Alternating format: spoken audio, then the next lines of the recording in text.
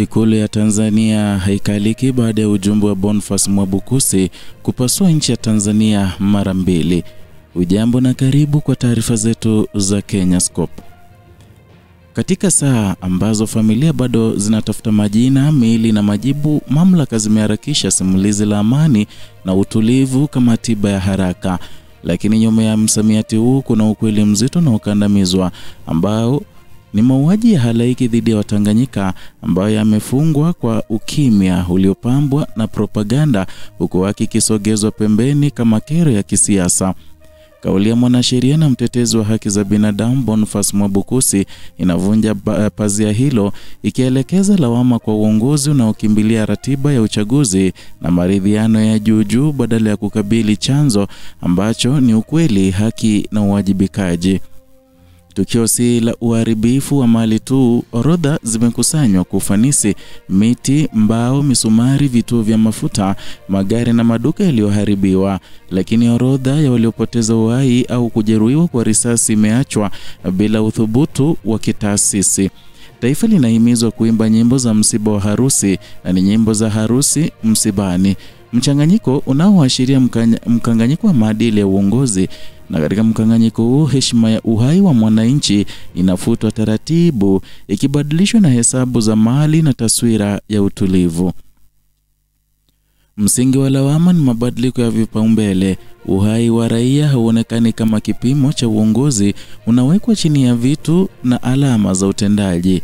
Na pale ambapo risasi zilitumika, mjadala uligeuzwa kwa ulinzi wa miundombinu, na usi mteremko wa bahati mbaya, bali mkondo wa sera unaojirudia katika historia ya siasa za Tanzania, ambapo uthabiti wa dola hupewa uzito kuliko haki za raia, hasa katika misimu ya uchaguzi.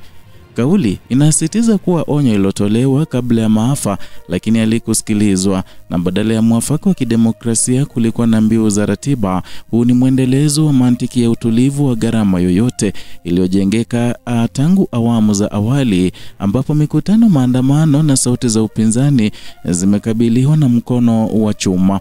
Matokeo yake ni mzunguko wa migogoro na uzimwa kwa nguvu, kisha kufunikwa kwa lugha ya amani bila ukweli. Kipengele kingine kinachoumiza ni juhudi za kusukuma simulizi linalofunika ukweli ndani na nje ya mipaka, na badala ya uwazi kusambazwa picha ya utulivu uliorejeshwa, lakini utulivu na utengenezwa bila haki kubeba ama hubeba mbegu za vurugu zijazo. Historia ya ukanda wa Afrika Mashariki inaonyesha kuwa kukandamiza ukweli uchelewesha tu mlipuko, huumizi ama huuzimi. Mwabukusi anasisitiza hitaji la uchunguzi huru uliojumuishi, bayana, wazi, wa maadili na unaoaminika. Kinyume chake kinachoonekana ni kuepuka uwajibikaji, na bila uchunguzi huru dola hujilinda yenyewe na waathirika ubaki bila sauti, na hii inakwenda kinyume na misingi ya katiba, ahadi za mageuzi na wajibu wa kimataifa wa kulinda haki za binadamu.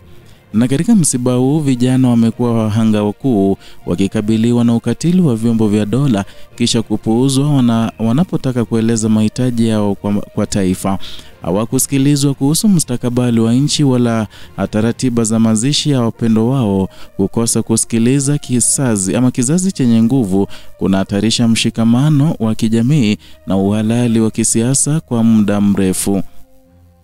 Muktadha wa kihistoria unaongeza uzito wa hoja, kwani tangu enzi za chama kimoja hadi mfumo wa vyama vingi, dola imekuwa ikijijenga juu ya taswira ya amani. Lakini amani hii imekuwa na gharama zilizofichwa: uhuru wa kujieleza uliobanwa, mikutano iliyozuiwa na matumizi ya nguvu wakati wa misimu nyeti ya kisiasa. Kila awamu iliahidi kujifunza, na kila awamu ilirudia makosa kwa sura mpya. Athari hazikai ndani ya mipaka.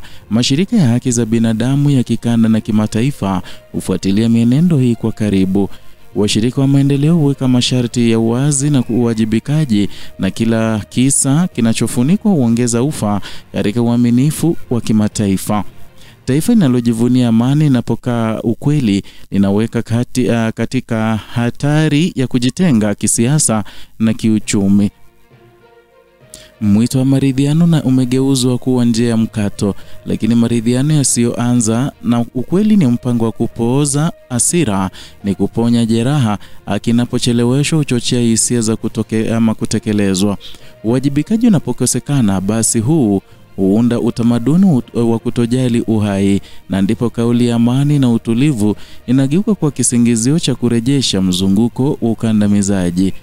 Hoja inafika kwenye msingi ambapo mpango wowote wa katiba au maridhiano kati ya wananchi na serikali ni sharti uanze na ukweli, haki na uwajibikaji, na bila hilo mchakato wowote wa kisiasa hubaki mapambo, na katiba si karatasi, ni mkataba wa maadili. Inapovunjwa kwa vitendo, imani ya raia uporomoka.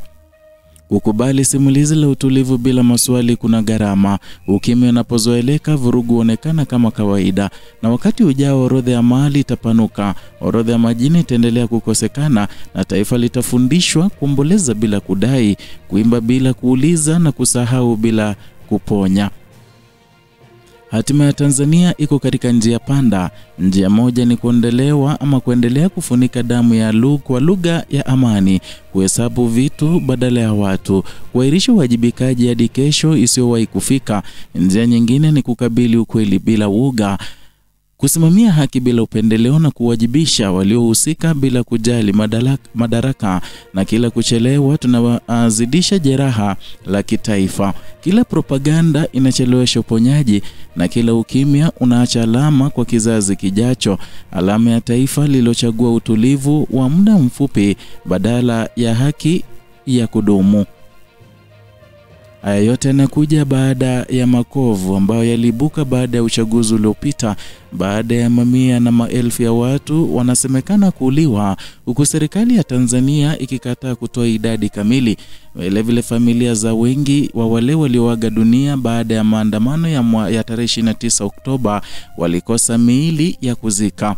Wengi kwa simanzi na huzuni walizika nguo za wapendwa wao ambao walipita kila kituo, kila hospitali nchini Tanzania kutafuta miili ya wapendwa wao, ila hawakupata, na serikali ikasema kwamba haijui, ikajitia mnazo, huku taarifa kutoka CNN kutokana na zile picha za satellite zikionyesha kwamba kulikuwa na kaburi la pamoja lilikuwa limechimbwa eneo fulani, ambapo linakisiwa kuwa huenda miili ya watu ilizikwa ili kuficha ushahidi ule ambao pengine ungechora picha mbaya kuhusu uchaguzi uliopita na vile uongozi wa Tanzania.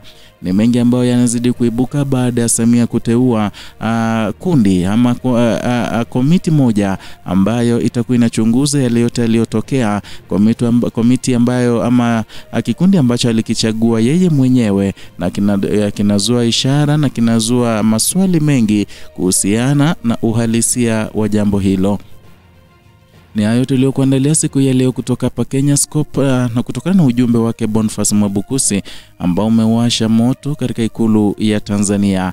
Zidi kwa mfuasi wetu kwa kusubscribe, kulike na kushare video zetu ili tuweze kuwafikia ndugu jamaa na wote ambao hawajapata ama kupokea taarifa hizi.